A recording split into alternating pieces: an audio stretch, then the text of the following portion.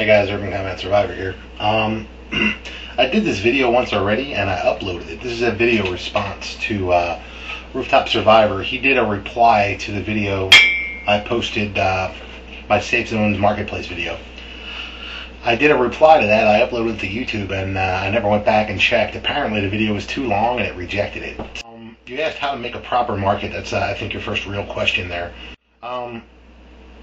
Basically what you do, see, I've been in sales. You know, my family's been in business my whole life. So, you know, thanks for asking that question, because it never, you know, sometimes we don't think of the stuff that we just take for granted, the knowledge that we have that others might not have. So, so basically what you would do to set up a marketplace is this. Of course, the security. You set up the skeleton is what you do. See, the marketplace that I'm thinking of is going to be open for other people to use, not just those within my safe zone and not just myself.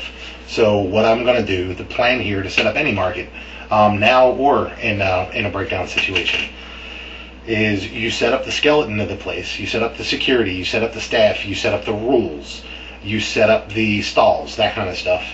Then you open it up for merchants. You put the word out there through word of mouth and that kind of thing, because if you have a safe zone, what's going to happen is people are going to come to barter. They're going to try to approach your, you know, security barriers or whatever you have up and say, you know, I'm looking to trade this or that or whatever, you know. So word of mouth is going to spread pretty quickly in that kind of situation. So you set those things up, you set the skeleton up, you open it up, and you make your rules very clear, very simple, very concise. And you make the consequences to breaking those rules very clear. And any merchant willing to come in and work under those rules in that situation is welcome to work in your marketplace. It's not that complicated a thing to do. The logistics of it might be difficult depending on your situation, but the concept is fairly simple. You asked what would be available, and basically anything a chat can unload, right? You know, in a breakdown situation, people need to survive, man. People are going to find a way to survive. There's going to be merchants. There's going to be scavengers.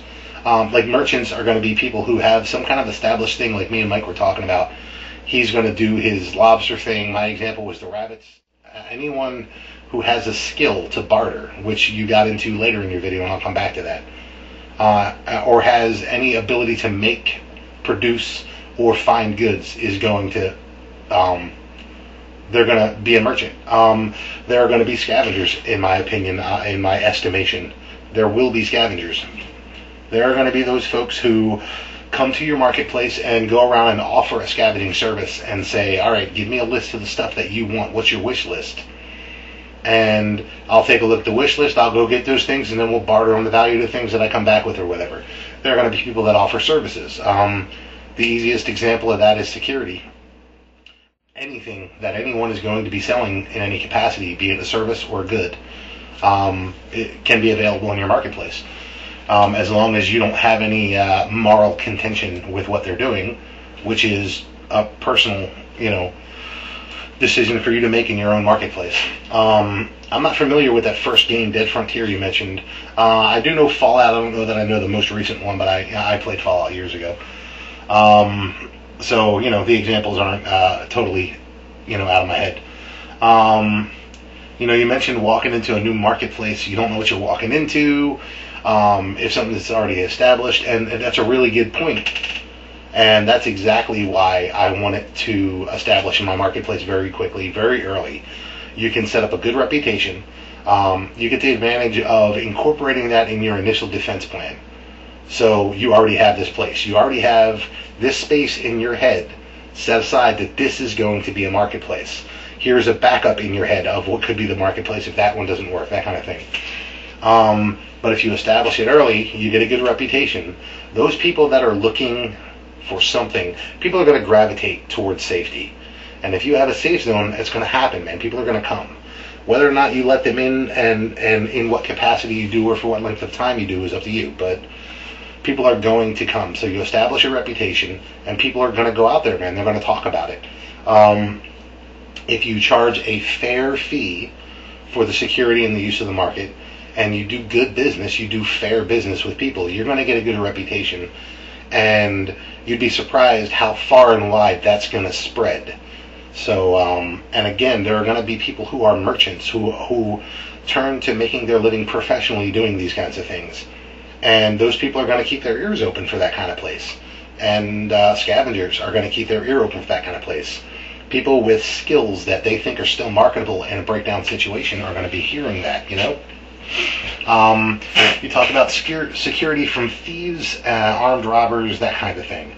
That's the whole point of establishing a secure safe zone. That's the point of making clear and simple rules such as you come in, we disarm you. You're not coming in here armed if we don't know you and don't trust you, that is. And at that point, you are assigned a stall that you pay for with whatever, you know, setup that is. And you do business for the day, and when the market closes at the end of the day, it's time for you to kick rocks. No one is going to be there who's armed that's not part of the safe zone community already. Only trusted merchants will be allowed in like core areas. For instance, there'll be like a core merchant area. There'll be a core to the market, you know, kind of like malls have a staple store or two. Like a mall will be built around a JCPenney or a Walmart, that kind of thing. You'll have your core merchants, and then you know your new guys or people that aren't professional merchants will get more outlying stalls, that kind of thing, just like a flea market. And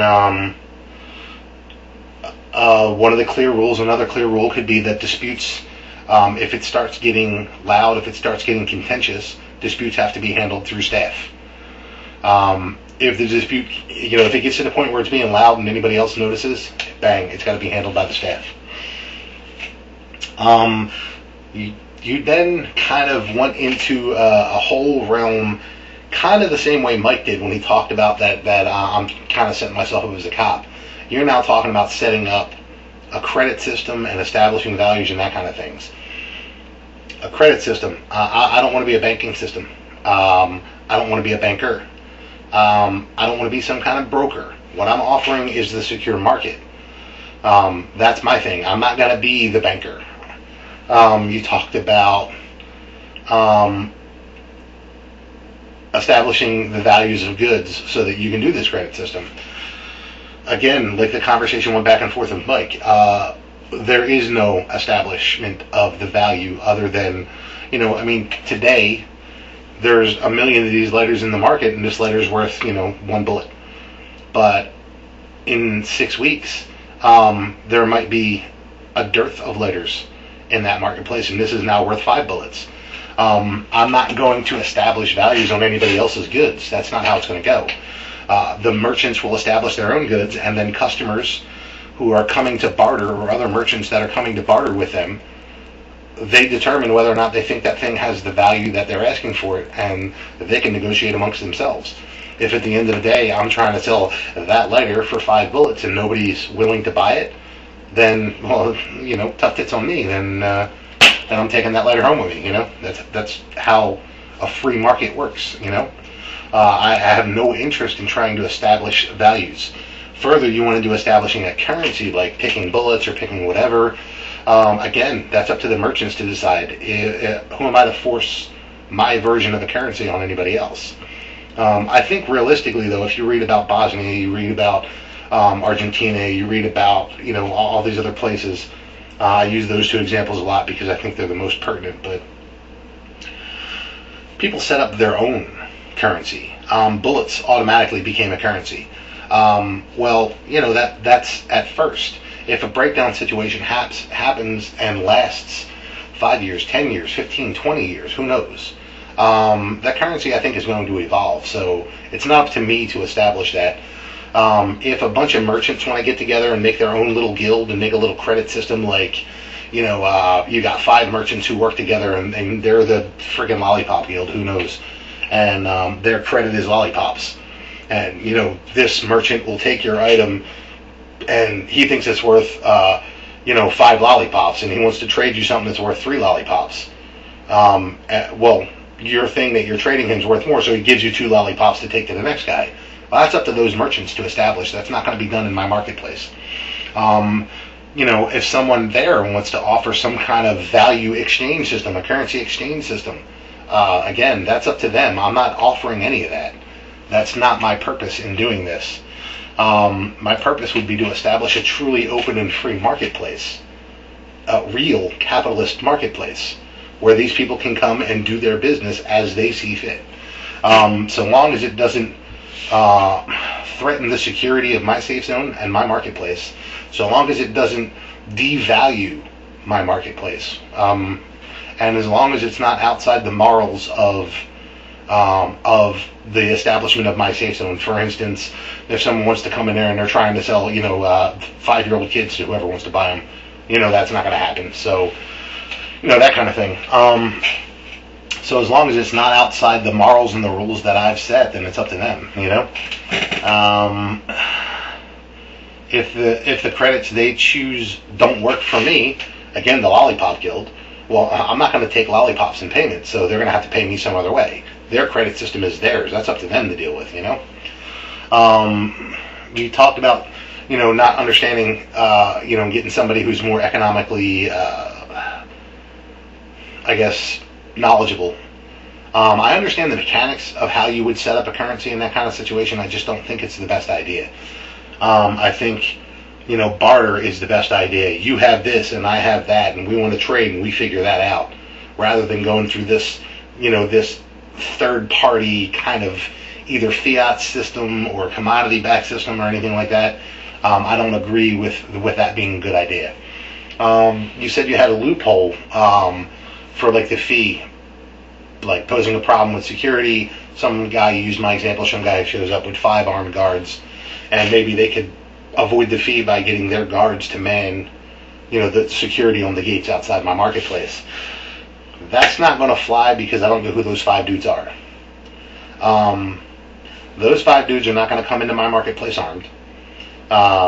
And they're damn sure not going to be put in a position where they're part of the security, because that sounds like the perfect setup for an ambush to me. One merchant shows up with 5 guys that are armed, another one shows up with 3 guys that are armed, and then next thing you know, you got 8 guys on one gate, and 5 merchants that are all part of this little conspiracy. Half of them are you got enough inside the gate to open your gates forcibly and let those other guys in.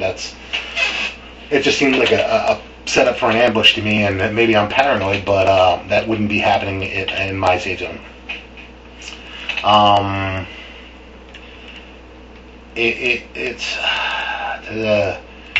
You got into specific kind of items. I took notes there. You got into like specific items for barter. Look, I don't want you to get discouraged in this. I don't want you to feel like I'm shooting down all your ideas. Here's what I think. I think your thinking process is in the right way. You're going in the right direction here. It's good that you're hopping into this conversation and these conversations that you've had. All the stuff you've hopped into. I think it's good stuff. I think you're thinking in the right direction here. So please don't get discouraged by the fact that I'm disagreeing with you on this stuff.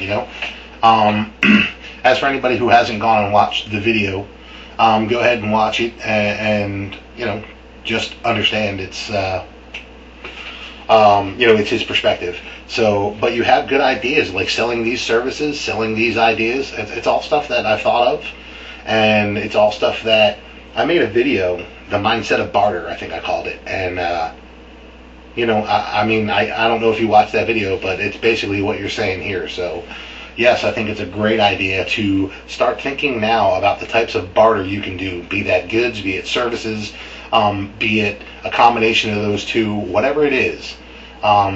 Education, I've discussed that with my internal group, the guys I'm in cahoots with, in Mike's terminology. So, I've discussed these things, and that's just not stuff that specific services or goods is not really something that I meant to get into with this, because I think we all need to establish for ourselves and understand for ourselves what our skills and value sets are and what our tool sets are. But it's a good idea to get people thinking the way you're listing this stuff off. get people's heads moving in the right direction, because you're thinking in exactly the right direction with that stuff.